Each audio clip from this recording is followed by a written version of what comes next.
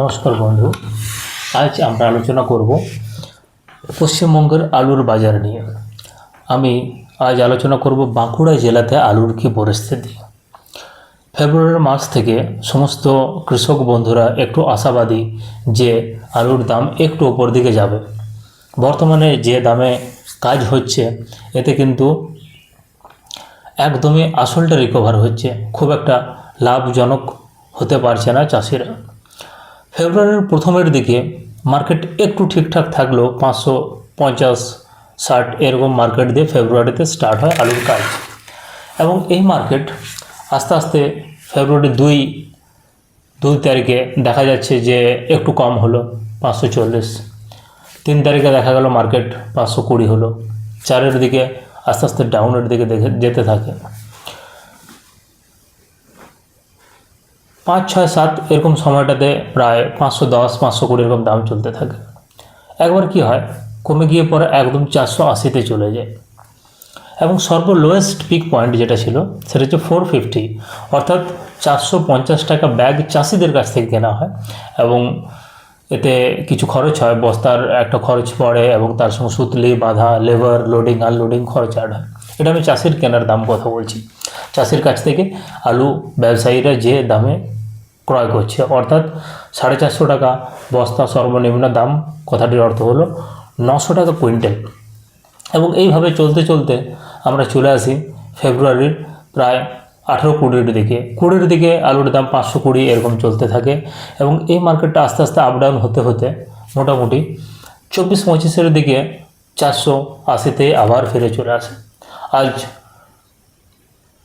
দেখা যাচ্ছে যে মার্কেটটা আমরা যেটা আশাবাদী ছিলাম যে একটু ওপরের দিকে যাবে, কিন্তু আবার পুনরায় নেমে গেছে। আলুর দাম কম থাকলেও আলুতে কিন্তু ফলন খুব ভালো হয়েছে এই বছর। ওয়েদার খুব ভালো, ফেভারেবল কন্ডিশন ছিল, প্রকৃতি খুব সাপোর্ট করেছে। প্রাইস সাপোর্ট না করলেও প্রকৃতি কিন্তু কৃষকদের সঙ্গ দিয়েছে, এবং তাই ফলন আমাদের এইখানে প্রতি কাঠাতে 4 থেকে 5টা, 6টা, 7টা পর্যন্ত হয়েছে। অ্যাভারেজ সবারই 5টার নিচে যায়নি। যারা একদমই যত্ন করে না তাদেরও প্রায় অলমোস্ট 5-এর নিচে নামেনি। 5টা ফলন গড় আছে, এবং যারা একটু পরিচর্যা করে 6টা, এবং কিছু কিছু জায়গাতে যেটা কিনা তুলনামূলকভাবে কম 7টা, ম্যাক্সিমাম 7টা পর্যন্ত হয়েছে ছোটো জমিতে। ছোটো জমির ক্ষেত্রে একটু ফলন আপ ডাউন হয়, কিন্তু গড় ফলন আমরা একটা 5 থেকে 6টা ধরতে পারি। 7টা যেটা হয়েছে সেটা গড় নয়, কারণ এক আধটা জায়গাতে হয়ে গেছে, সেটা ছোটো জমির ক্ষেত্রে অ্যাপ্লিকেবল। বড় জমির ক্ষেত্রে গড় যদি আমরা ধরে 5 থেকে 6টা গড় কিন্তু সমস্ত মানুষের হয়েছে। সুতরাং দাম কম থাকলেও ফলন অত্যাধিক হওয়ার কারণে কোনো রকমে মাথা বাঁচছে, তাদের যা খরচা হয়েছিল 18 থেকে 20,000 প্রায় রিকভার হচ্ছে, রাদার 2 থেকে 5,000 টাকা প্রফিটের মধ্যে থাকছে যাদের ফলনটা ভালো আছে। এবং আমরা সবাই বেঙ্গলের, পশ্চিমবাংলার চাষিগণ সমস্ত জায়গাতে, পার্টিকুলারলি এই মেদিনীপুর এবং বাঁকুড়া, বর্ধমান এই সাইডের যে এরিয়াগুলো আছে, বাঁকুড়ার জেলার মানুষেরা আশাবাদী যে খুব শীঘ্রই স্টোর ওপেন হবে, এবং স্টোর ওপেন হলে একটু মার্কেটটা ওপরের দিকে যাবে। খুব হয়তো একটা বিস্তর পরিবর্তন হবে না, কারণ অতিরিক্ত ফলন আছে, দাম বেশি আশা করছে না কেউ, কিন্তু একটু পরিবর্তন হবে। 50-60 টাকা, 70 টাকা ওপরের দিকে যাওয়ার একটা সম্ভাবনা আছে। এই আশা নিয়ে মানুষজন আলুটা এখনও ধরে রেখেছে, পূর্ণ মাত্রাতে এখনও তাড়া হয়নি। এখানে পোখরাজ আলু আছে, পোখরাজ আলু ভরপুর তাড়া হচ্ছে। এগুলো তো আর রাখা সম্ভব নয়, কারণ এরপরে রাখতে গেলে এতে কী হবে, নষ্ট হবে, পচাপচি হবে, সবুজ হবে। সে কারণে পোখরাজ আলু চাষিরা খুলতে বাধ্য হচ্ছে।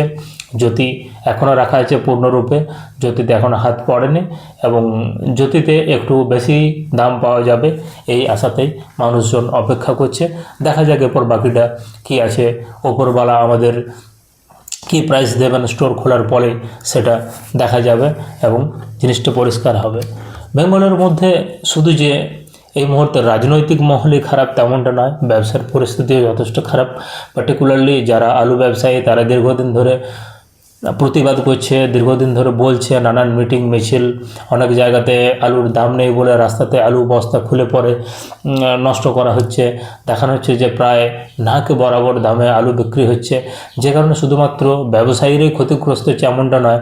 কারণ এই সালে বিগত 25 সালে দেখা গেছে যে আলু ব্যবসায়ীরা প্রায় 90,000 টাকা প্রতি গাড়ি আলুতে দাম খরচ করে আলু স্টোরে রেখেছিল এবং যেটা বিক্রি হয়েছে 25, 30, 35, 40,000 পর্যন্ত নেমেছিল।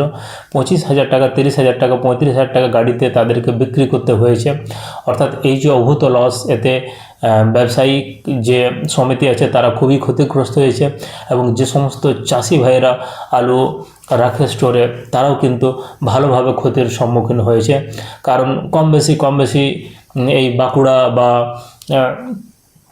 মেদিনীপুর বা বর্ধমান এই সাইডের চাষিরাও কিন্তু ভালো পরিমাণ আলু সঞ্চয় করে রাখে, তাই তারাও কিন্তু ক্ষতির সম্মুখীন হয়েছে। এবং অতিরিক্ত পুরনো আলু বেড়ে যাওয়ার কারণে নতুন আলু কিন্তু কোনোভাবেই দাম পাচ্ছে না। কারণ পুরনো আলু যেখানে 30,000 টাকা, 35,000 টাকা গাড়িতে বিক্রি হচ্ছে, সেখানে নতুন গাড়ি 55,000, 60,000-এ কেনাটা মানুষের পক্ষে একটু অসম্ভব হয়ে উঠছে। কোথাও না কোথাও একটা সস্তামুখী একটা মার্কেট দেখা যাচ্ছে, তার ফলে মার্কেটে টান নেই, আলুর খুব একটা আমদানি রপ্তানিও হচ্ছে না। কারণ পশ্চিমবঙ্গে বর্তমানে যে পরিস্থিতি, এখানে কিন্তু সিকিউরিটি খুবই টাইট এবং যে কারণে আলুটা খোলাখুলি আগের মতো ওইভাবে যেতে পায় না।